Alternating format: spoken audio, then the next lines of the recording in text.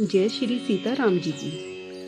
श्री रामचंद्र जी अयोध्या वासियों को बार बार लौटने के लिए कहते हैं, परंतु मारे प्रेम के कोई लौटना नहीं चाहता। शीर और स्नेह छोड़ा नहीं जाता। राम जी दुविधा में पड़ गए। रात में लोग दुख और थकावट के मारे सो गए और कुछ देव माया ने भी उन्हें मोहित कर दिया। दोपहर रात बीत गई। तब रामचंद्र जी ने मंत्री सुमंत से प्रेम के साथ कहा, हे तात, इस रीति से रथ को हाँकिए जिससे चिन्ह न देख पड़े और किसी उपाय से बात नहीं बनेगी। रामचंद्र जी, लक्ष्मण जी और जानकी जी शिव जी के चरणों में चित लगाकर रथ पर चढ़े। तब सुमंत ने इधर उधर खोज छिपाकर तुरंत रथ हाँक दिया। भोर होने पर सब लोग जागे तो बहुत ही शोर मचा कि रामचंद्र जी चले गए। रथ का पता नहीं कहाँ चला गया। राम राम कहकर चारों ओर दौड़ने लगे, मानो समुद्र में जहाज डूब जाने से वणिकों का समाज व्याकुल हो गया हो। एक दूसरे को उपदेश देने लगे कि रामचंद्र जी ने हमको कलेश होगा यह जानकर छोड़ दिया। वे सब अपनी निंदा और मछलियों की बड़ाई करने लगे और श्री रामचंद्र जी के बिना जीने का धिक्कार है। जो विधाता ने प्रिय का वियोग ही दिया है तो मांगने से हमको मरण क्यों नहीं देते। इस प्रकार बहुत से विलाप करते हुए दुख से भरे हुए सब अयोध्या में आए। उनका कठिन वियोग दुख कहाँ नहीं जाता।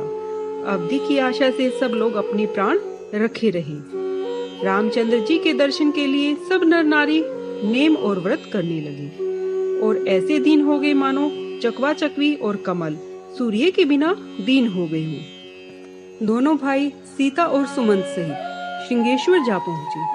गंगा जी को देखकर राम जी रथ से उतरे और आनंद के साथ दंडवत किया। लक्ष्मण जी, सुमंत व सीता जी ने भी प्रणाम किया। सबके साथ राम जी ने सुख पाया। गंगा जी सब प्रकार के आनंद और मंगल की मूल है। वे सब सुखों को देने वाली और दुखों को हरने वाली है। बहुत सी कथाओं के प्रसंग कहकर रामचंद्र जी गंगा जी की तरंगों को देखने लगे। उन्होंने सुमंत, लक्ष्मण जी व सीता जी को देख नदी गंगा जी की बड़ी महिमा सुनाई। फिर उन्होंने स्नान किया। मार्ग का श्रम जाता रहा और पवित्र जल पीते ही सबका चित्त प्रसन्न हो गया। जिनके स्मरण मात्र से संसार का श्रम मिट जाता है, उनके लिए श्रम कहना यह संसारिक रीति है। श्री रामचंद्र जी तो शुद्ध सत चित आनंद से परिपूर्ण और सूर्यवंशियों में श्रेष्ठ है। उनके मनुष्यों के समान चरित्र भवसागर को पार करने के लिए पुल के समान है। जब यह समाचार निषाद राज ने पाया तब उन्होंने अपने बंधुओं को प्रसन्न होकर बुलाया। भेंट के लिए फल और कंदमूल भंगियों में भर के मिलने के लिए चले। उनके हृदय में अपार आनंद था। दंडवत कर भेंट आगे रखकर बड़ी ही प्रीति के साथ प्रभु की ओर देखने लगे। स्वाभाविक प्रेम के वश होकर रामचंद्र जी ने गुहे को अपने निकट बैठाकर उनकी कुशल क्षेम पूछी। गुहे बोला, हे स्वामी, आपके चरण कमलों के दर्शन से ही कुशल है। आज मैं भाग्यवान मनुष्यों में गिने जाने योग्य हो गया हूँ।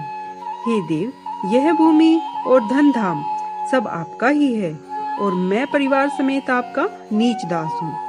मुझ पर कृपा करके पुर में पधारिए और मुझे अपना भगत बनाइए, जिससे सब लोग प्रसन्न होकर मेरे भाग्य की सराहना करें। श्री रामचंद्र जी ने कहा, हे चतुर सखा, तुमने ये सब ठीक कहा है, पर पिताजी ने मुझे और ही आज्ञा दी है। मुझे मुनियों के समान नियम, वेश और आहार करते हुए 14 वर्ष वन में वास करना है। इस कारण गांव में वास करना उचित नहीं है। यह सुनकर गुहे को बड़ा दुख हुआ। रामचंद्र जी, लक्ष्मण जी और जानकी जी के स्वरूप को देखकर गांव के सब स्त्री पुरुष प्रेम के साथ कहने लगे, हे सखी, कहो वे माता पिता कैसे हैं जिन्होंने ऐसे बालक वन में भेज दिए। कोई बोले, राजा ने अच्छा किया, ब्रह्मा ने हमें नेत्रों का फल दे दिया। तब निषाद राज ने अपने मन में एक शीशम के वृक्ष को मनोहर जानकर वहां रघुनाथ जी को ले जाकर स्थान दिखाया। रामचंद्र जी ने उसे सब प्रकार से अच्छा बतलाया। गांव के लोग जुहार करके अपने अपने घर को चले गए और राम जी संध्या करने पधारे।